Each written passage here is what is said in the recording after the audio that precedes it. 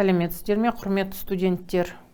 Біздің бүгінгі қарастыратын үшінші тақырып мемлекет түсінігі, мәні, функциялары. Жоспар бойынша үш сұрақ қарастырамыз. Бірінші, мемлекеттің түсінігі және белгілері. Екінші, мемлекет функцияларының түсінігі мен белгілері. Үшінші сұрақ, мемлекеттік билік және мемлекет механизмі. Біріншіден, мемлекет дегеніміз не екеніне жауап беруіміз керек. Мемлекет қоғамдық дамудың өнімі. Мемлекет тарихи дамушы құбылыс. Қоғам дамыған сайын мемлекетте оның мақсаты, міндеті, құрылымы мен қызметі өзгереді. Осыған сәйкес мемлекет ұғымы қоғамдық өмірдегі орны және мақсаты туралы көзқарастарда өзгереді. Әртүрлі тарихи кезеңде ойшылдар мемлекет ұғымына анықтама беруге тырысты. Анықтама берген кезде олар сол кезеңде болған және қандай да бір нақты мемлекеттің ерекшелігін білдіретін объективтік факторлерді қолданады. Мысалы, Аристотель, ежелгі гректер, орыс заңгерлері мемлекетке анықтама берген. Сонымен ойшылдардың көбі мемлекетті әлеуметтік тұрғыда түсіндіреді. Мемлекет туралы ілімінде мемлекет ұғымына әлеуметтік тұрғыда ғана емес, сонымен қатар заңи тұрғыда анықтама беруге тырысқан авторлар да бар. Мысалы, марксистік лениндік ғылым мемлекеттің анықтамасын оның таптық табиғаты тұрғысынан түсіндіреді. 20 ғасырдың ортасында заңи әдебиеттердің көбінде мемлекетке көзқарас таптық тұрғыдан түсіндірілді, барлық қалған факторлар жоққа шығарылды. Мемлекеттің белгілерін анықтау және оларды зерттеу әр елдің саясатын терең әрі жан-жақты түсінуге мүмкіндік береді. Слайдта көрсетілгендей мемлекеттің бірнеше белгілері бар. Бұқаралық биліктің болуы, аумақтық болуы, салық жинау, қоғамдық өмірді құқықтық бастаулар негізінде ұйымдастыруы, өзінің саясатын жүргізу үшін белгілі бір материалдық қордың болуы, егемендік және тағы басқалар. Мемлекеттің мәнін түсіну мемлекет және құқық теориясының негізгі міндеттерінің бірі болып табылады. Мән дегеніміз не? Мән функциялық санап ретінде қандай да бір құбылыстың бастысы, негізгісі деген мағынаны білдіреді. Ал мемлекеттің мәні оның мазмұнын, әлеуметтік мақсатын және қызметін айқындайды. Кең мағынада мемлекеттің әлеуметтік мәнін биліктік, саяси ұйымдасқан қоғам, құқықтық заңдарға бағынған көптеген адамдар бірлестігі ретінде анықтауға болады.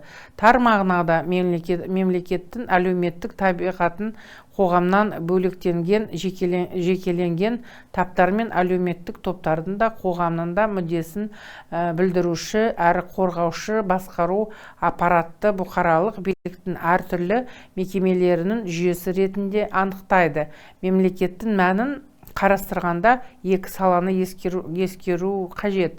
Мемлекеттің формальды жағы, яғни кез келген мемлекет бұл саяси биліктің ұйымы. Мемлекеттің мазмұнды жағы, яғни бұл ұйым кімнің мүддесін қорғайды.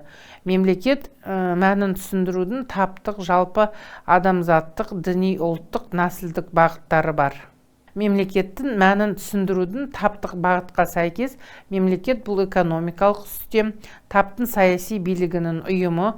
Бұл бағытта мемлекет тар мағынада қолданылады, яғни систем таптың, топтың мүдделерін қанағаттандырудың құралы ретінде болды. Бұл жағдайда қандай да бір таптың мүддесін ең бірінші болып қанағаттандыру басқа да таптың қарсылығын туындатуы мүмкін. Осы қарсылықты күштеу диктатура үстемдік көмегімен жоюға болады. Жалпы адамзаттық бағытқа сәйкес мемлекет әртүрлі таптар мен әлеуметтік топтардың мүдделерінің келісімділігі үшін жағдай жасайтын саяси биліктің ұйымы.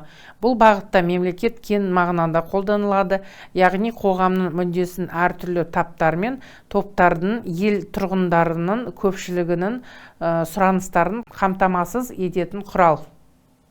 Діни бағытына сәйкес мемлекет бұл белгілі бір діннің мүдделерін жүзеге асыруға көмектесетін саяси биліктің ұйымы. Ұлттық бағытқа сәйкес мемлекет бұл елдің аумағында тұратын басқа да ұлттардың мүдделерін қанағаттандыру арқылы өз ұлтының мүдделерін жүзеге асуды басшылыққа алатын саяси билігінің ұйымы. Нәсілдік бағытқа сәйкес мемлекет бұл елдің аумағында тұратын басқа да нәсілдердің мүдделерін қанағаттандыру арқылы белгілі бір нәсілдің мүдделерін жүзеге асырудың басшылыққа алатын саяси билігінің ұйымы. Сонымен мемлекеттің мәні саяси билік аппаратының көмегімен қоғамның тұтастығын және қалыпты қызмет етуін қамтамасыз етуден көрінеді. Мемлекет функцияларының түсінігімен белгілері. Функция дегеніміз заң ғылымында мемлекет пен құқықтың алдында тұрған мүдде мақсаттары, міндеттерді орындау қызметінің негізгі бағыттарын және оның әдіс тәсілдерін анықтап іске асыруды біріктіреді. Осы тұрғыдан мемлекеттің, үкіметтің, мемлекет аппараттарының функциясы деген заңды ұғым қалыптасады. Мемлекет функциялары дегеніміз мемлекеттің қызметінің негізгі бағыттары, олардан мемлекеттің мәні мен мақсаты көрініс табады. Мемлекеттің функциялары оның міндеттерімен тығыз байланысты, олар мемлекеттің мәніне тәуелді болып келеді және оның өзгеруіне қарай өздері де өзгереді. Сонымен мемлекет функциялары ауыспалы сипаттағы санат, олар мемлекет түрінен басқа түрге ауысу жағдайға да өзгереді.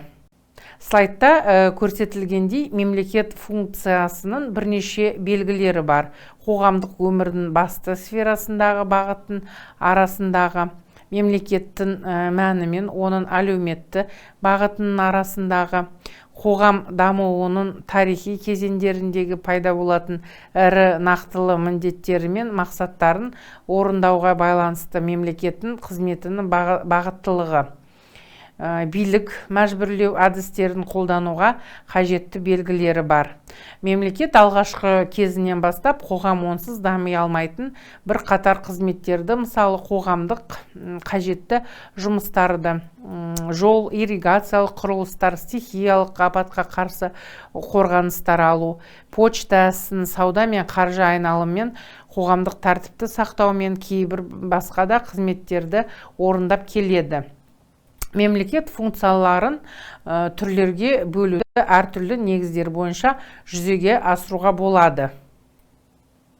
Мемлекеттің ішкі функциялары бұл оның алдында тұрған ішкі міндеттерді шешудегі қызметінің негізгі бағыттары. Мемлекеттің сыртқы функциялары бұл оның алдында тұрған сыртқы міндеттерді шешуге байланысты қызметінің негізгі бағыттары болып табылады.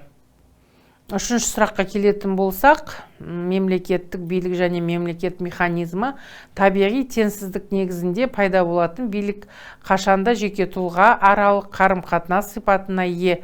Бұл жағдайда ол адам өз үстемдігін, артықшылығын көрсете бере алмайды. Біз оның өкімін орындауымызда ғажап емес. Мемлекеттік билік органдары мемлекет механизмін қамтиды. Мемлекеттік механизмі өркениетті қоғамның әртүрлі даму кезеңінде бірыңғай құрылымы және қызметі болған жоқ. Ол дамып жетіліп отырды. Әдетте заң әдебиеттерінде мемлекет механизмі және мемлекеттік аппарат түсініктері синоним сөздер ретінде қолданылады. Кей авторлардың айтуы бойынша бұл екі ұғым бір-біріне ұқсас, ал кей авторлардың айтуынша мемлекет механизмі ұғымы мемлекеттік аппарат ұғымына қарағанда кем болып келеді. Мемлекет механизмі дегеніміз мемлекеттің міндеттері мен функцияларын жүзеге асыруға бағытталған мемлекеттік органдар мен мекемелердің жүйесі. Мемлекеттік аппарат дегендеріміз басқару қызметін тікелей жүзеге асыратын және бұл үшін үстем өкілеттігі бар мемлекеттік органдардың жүйесі.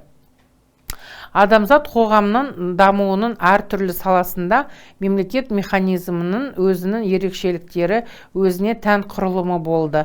Бұл экономикалық, әлеуметтік себептермен мемлекет тұрғындарының ұлттық құрамымен, аумақ көлемі және басқа да факторлармен түсіндіріледі. Мемлекет механизмі мемлекеттік биліктің жүзеге асуының негізгі субъектісі болып табылады. Мемлекет өзінің аппараты және органдары арқылы өзіне жүктелген міндеттерді жүзеге асырады. Қоғамдық өмірдің тұрақтылығы мен дамуына әсер етеді. Елдегі демократияның тереңдеуіне септігін тигізеді. Қазіргі кездегі мемлекет механизмі өзінің күрделілігімен, оны құрайтын құрылымдар мен бөліктердің аралуандылығымен ерекшеленеді. Мемлекет механизмінің құрылымы деген сұраққа жауап беретін болсақ, оның ішкі құрылымын, оның элементтері мен буындарының орналасу тәртібін, олардың сәйкес келуі мен арақатынасын білдіруін айтамыз. Мемлекет механизмі және оның құрылымдары уақыт өте өзгеріп отырады. Оларға ішкі мәдени, тарихи, ұлттық, психологиялық, діни, өнегелілік ерекшеліктер, экономиканың даму деңгейі, елдің аумағының көлемі және тағы да басқалар, және сыртқы халықаралық жағдай, басқа мемлекеттермен қарым-қатынас жасау және тағы басқа факторлар әсер етеді. Осы тақырыпты толық меңгеру үшін слайдтың соңында ұсынылған әдебиеттер тізімі берілген. Назарларыңызға рахмет.